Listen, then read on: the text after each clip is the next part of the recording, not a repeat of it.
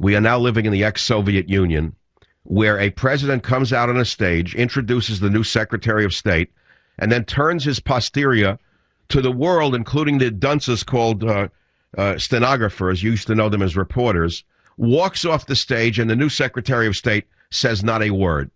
No one gets to ask the Secretary of State, "Sir, would your policies be any different than the woman with a concussion? Sir, how will your policies change from the woman who is in hiding? Sir, do you intend to increase the protection of Christians in Egypt? Sir, will our policies towards Israel change in any way?" Not one question, walks off the stage and flies off to Hawaii. You know, we've heard hearings about Benghazi, which Hillary Clinton, of course, ducked and avoided with an alleged fall. There should be a hearing about the so-called Arab Spring, which is really, of course, as I described it, the Arab Winter.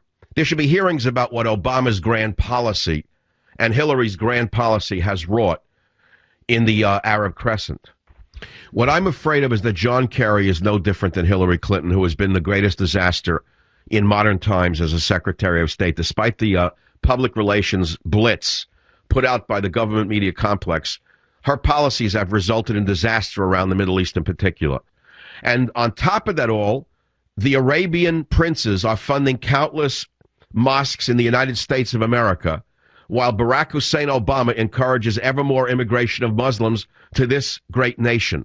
The West is asleep as they penetrate this country.